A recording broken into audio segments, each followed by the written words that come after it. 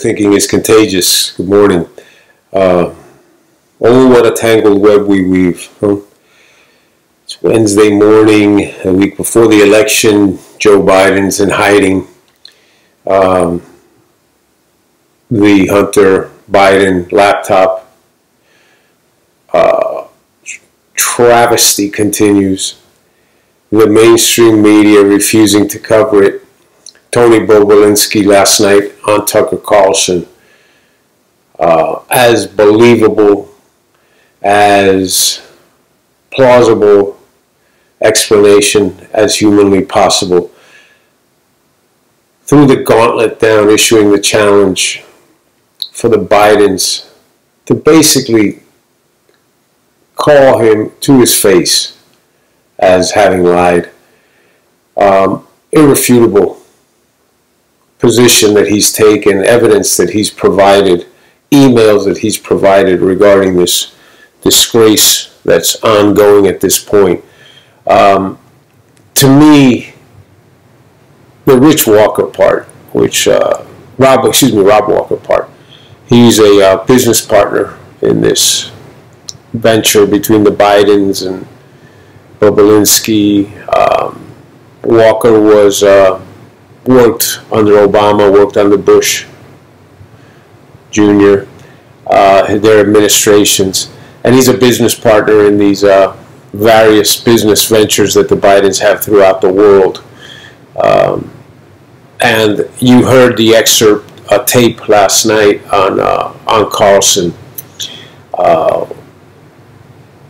In the situation that I'm going to discuss, Bobulinsky was enraged that Adam Schiff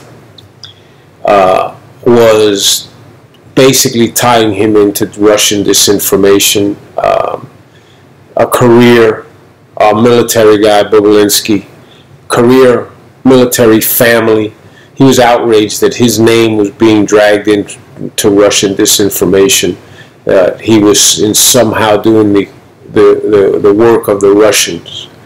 And he's outraged, and he called Walker and said, I demand a complete retraction from Schiff about these comments. And you know what? It's no coincidence that this slime ball that is Schiff is involved in all these things. This is another example, like Obama, like Kamala Harris.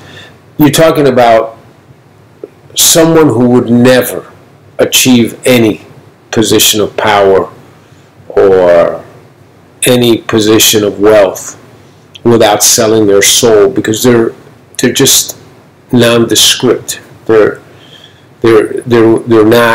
weak. So here's Schiff with his 15 minutes of glory, which he's been getting ever since Trump was elected. Bobulinsky saying he either retracts or I'm going to go public with this. And the quote from Walker is just, to me, irrefutable. You are just going to bury us all, man. That's Walker's quote to Bobulinsky. You are just going to bury us all, man. That man part is, Joe Biden loves that part, huh? You have here, and if you listen to the Tucker Carlson interview, you can see that the Bidens are blatantly lying. You can see that there's been absolutely no sign of Hunter Biden anywhere to say this is not true. You can see this, but the integrity in this Bobulinsky coming out, facing the camera and challenging the Bidens, and they are cowering. This is a guy who you could tell is of strong convictions and is willing to take them on head on and is not fearful of them.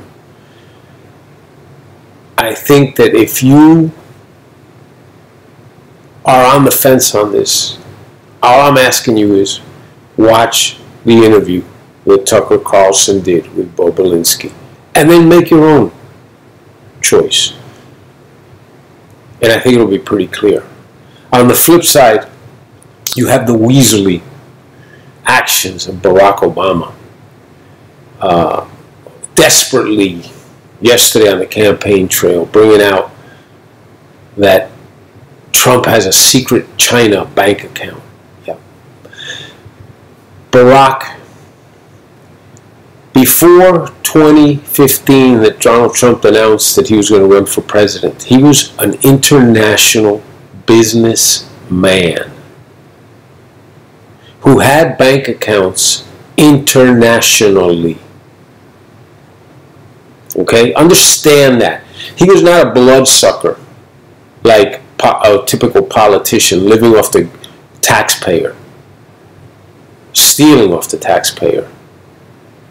Which, by the way, is the only way you've made any money in your life. Because now, with your book deals and everything, without the corruption of your political career, there would be no book deals. So, let's be very clear. That account that you so vociferously bring out on your campaigns tour, Stomp for Biden, which had about 40 or 50 people listening to you, by the way. It was embarrassing. You are the former president of the United States, and you were talking to a parking lot. It's humiliating. But that shows you that without the title, without being president, that shows you who you are, who Barack Obama is. There's nothing to say. No one has anything to hear about you. No one cares what you say. Okay? You played your card. You parlayed it into power and fame because you know that that was your only way. That was your only way to achieve those things. The only way to achieve those things was to say and do the bidding of the enemies of this country. And you did it. You and Biden have done it. So, back to the account. That account has been closed since 2015. There's been no foreign accounts by Donald Trump since he became the President of the United States. Please, people, understand we are dealing with the swamp. We are dealing with an infection, a disease. On both sides of the aisle, by the way, Democrats and Republicans. I've been through this with you before. But there's no one who is more desperate than the Democrats and the left. Okay? And the actions of the last few days and the fact that the media refuses to cover this story, like I said, all I'm asking of you, anyone who's on the fence, and I know there's 4 or 5 people that listen to this that are leaning Biden, I just will ask you one favor before you pull the trigger and vote and make the biggest mistake of your life. Before you do that, listen to the Tucker Carlson interview of Tony Bobulinsky. After that, you do what you want to do. But I think we owe it to this country, we owe it to ourselves, we owe it to our children, we owe it to our grandchildren.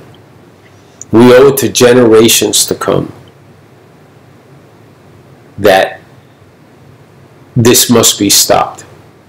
The selective reporting, the desire to not tell all sides of the story, the desires to run the Biden campaign, the desires of the media to destroy Donald Trump, to overturn the 2016 election, must be confronted and stopped. We are at a breaking point. We are at a point that the election is turned, but we can't take our foot off the gas pedal. The Trump victory is in sight. We need to put an exclamation point on this. We need to say to the swamp, you will not control us. We need 4 more years of Trump. After 4 more years of Trump, if we allow him to do his job, after 4 more years of Trump, you, the American people, will be saying, let's do an FDR. Let's keep him in the White House. That's how sure I am of what's going to get accomplished and the prosperity that will come to this country, because we were on a trajectory to the greatest era in the history of this country until the China virus and until the Democrats and the liberals seized upon it and made it a weapon. A weapon, that's what it was made, a weapon of mass destruction, where any and all collateral damage is acceptable to the left, because the agenda is to destroy the American economy, the American Democratic Republic, and the American system.